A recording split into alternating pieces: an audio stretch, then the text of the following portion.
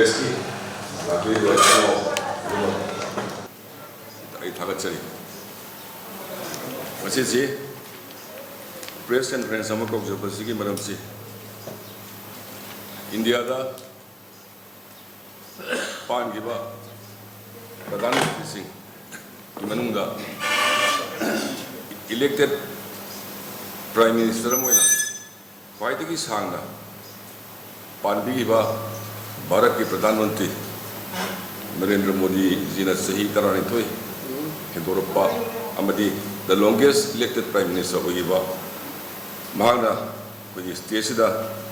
Tobiapa, Singhan Abayava, Singhan Aniba, Tawakara, Sum, Pogdam Zagadori, Yanan Badina Tamzaring Si, Manipur Si, State of Sports Powerhouse Dena.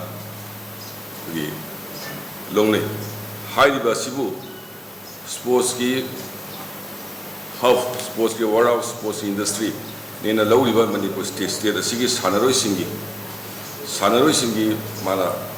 Bharat the Piriba with credibility. State Sigi Sanaroi Singh the credibility may have seen Yankanda Manipura Yananba Bharat Kivana Sports University, National Sports University. Piratana Saliba Sahisi December infrastructure Sindulu Shalaga, Maduro Khemchand Bagi, Torang Lady Loinana Modi Singba, India government Sina with 2019 that Madam Sarnadagi demand Dr. Lakwadumba, ILP, Pagi Kang Kangudana, Bibidana, Manipura. Mitop Masing Hidakado Budagi, Singatu Binava, Asoba, Kanova Bibidi. Winana Indian Naval Service, Hyderabad, Indian Naval Ship, Impal Wintondana, the state city capital to Sitana Viva, the Luna Sarkar Sina, Surasanpur Medical College, Linkat Pidana. District Sida Medical College, Masing, Hegalan Viva, Dugalena, sorry, cargo terminal, Hang Vidra, with blockade Karila, Matamuda Suyam, so Vomiting Pangi, the Lena Ziribam, Dagi, Infal Yorkatova, Infal Dagi, Moi, Ogodova Sigi, Railway, can see 2018, 2028. December Boggi Manunga, Lucian Bagi target Tambiri Luna Handaki, Simen Gimamanga, Hungariba Posegi Maman, Kampana Tankapang, Dipsig Madamsi, with train Chi, Hong Sang Bog, 10 Lakana, FCI Karigi, Simen Bog on a port, Simayama, Pusila Pasina, State Sida, State Economy, Ahong Bama Lakadogi Mamita, CC, Narendra Modi Zigi, Maglusin Mathasida, Chatarakwa, Hyderabad, Lena, International Airport on Grant, the International Airport in a Sigi, Airport Terminal, International Standard, Sava, Sisu, Matang 2028, December of the Russian target Tami. Machida, I am so impressed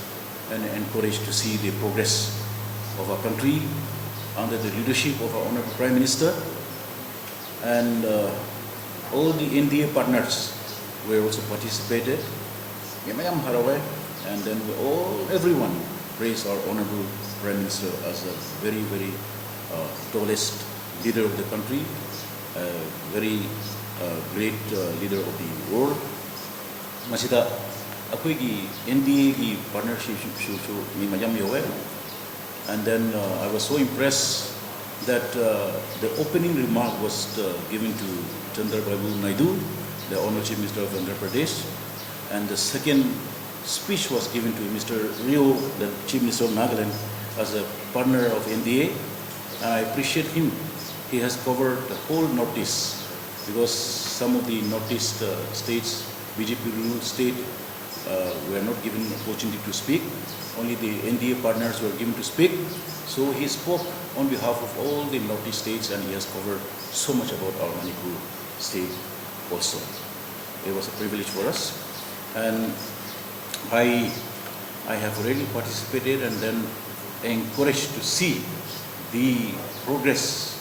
of the country under the leadership of our Prime Minister. We are proud to be under his leadership, and we want to pray for him, we want to encourage him, and we want to congratulate him for his dynamic leadership. Bharat की प्रधानमंत्री दिशांग सिन्हा ओइबिरक्पा सही तरागनि थोइसुबा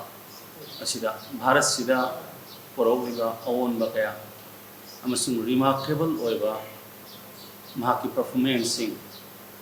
अदु अखोइ highlight तौजनबा अखोइ हाइरिबा media की मरुप सिंग अखोइ गुनजबनि अहान मकदा हाना ईश्वर खुलुमजरी मदुदी श्री नरेंद्र मोदी जी अखोइ प्रधानमंत्री जी असि मसा मऊ फना पुंसी नुंसांगना अवोनबा भारत अमा पुरोंगनबा होनबदा ईश्वरना थजान पिबिबा ओइरसनु हाइदना अइना हानबदा ईश्वर खुलुमजरी अइना पंजगदोरिबसि area खक्तदनी where we have seen a remarkable change when he assumed the office as Prime Minister since 2014. Bharat ahanbada economy and infrastructure sing. Infrastructure the point amani khak thamjage sai honorable chief minister sum mayam pan megre adu marakta manipur go bina koi dhanamanjuri university simasi so koi handaki honorable pradhan mantri ji ki koi pibi rakwa khudol amani aduna koi sida so many changes we have seen during his tenure as Prime Minister of our country. Samna Ikudamoina Panjarabada, railway ki budget Subnagi Apoida crore 32,000 crore Ramase. Asi Masidi 2.78 lakh crore in 2026-27. There is a sudden growth in the budget allocation for the commuters through the railway networks.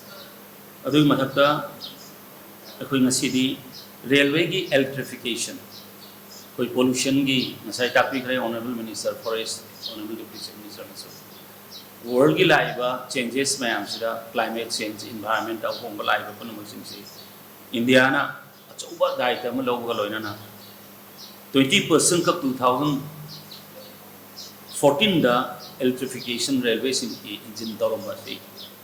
99.6% by March 2026.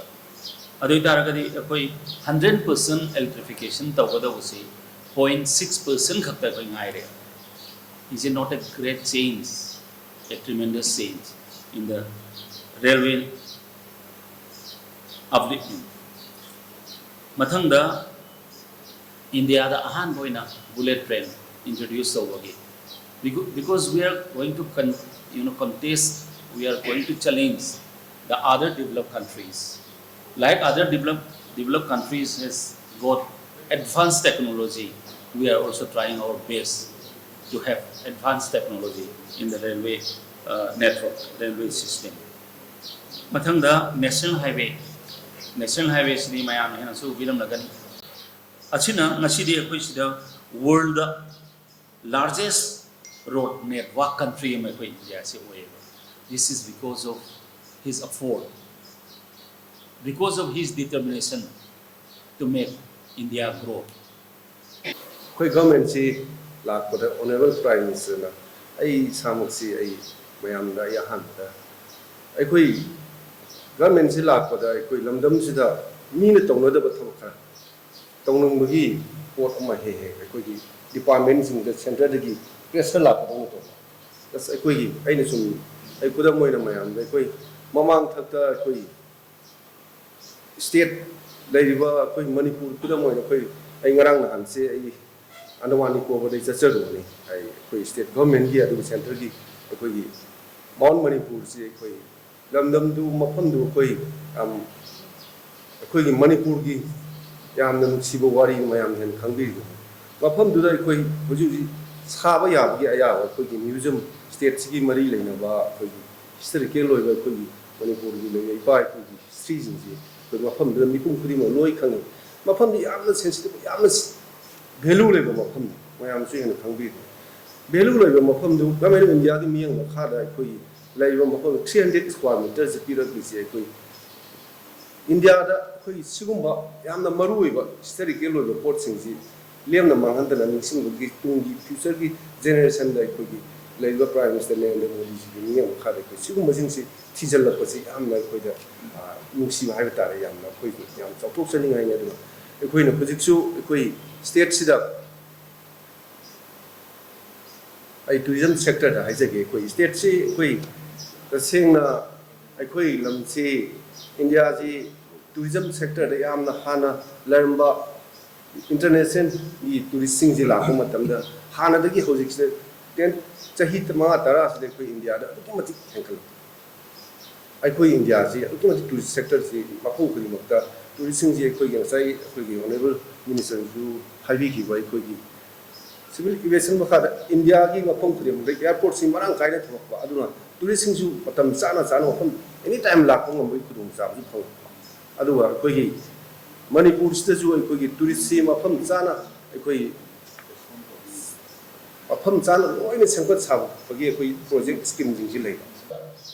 center ki koi honorable prime minister ki miyang khada koi tourist si sakot taba ya de hai na koi hojik lai ba Manipur ki lai ba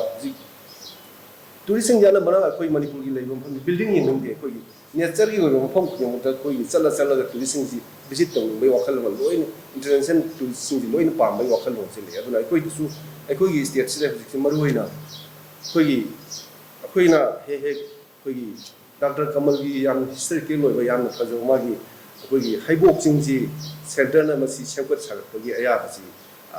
DPR tharo na hai lena da gi koi gi dei ba koi chai rao jing su ko ju ji center na athu ba ma si changkot na gi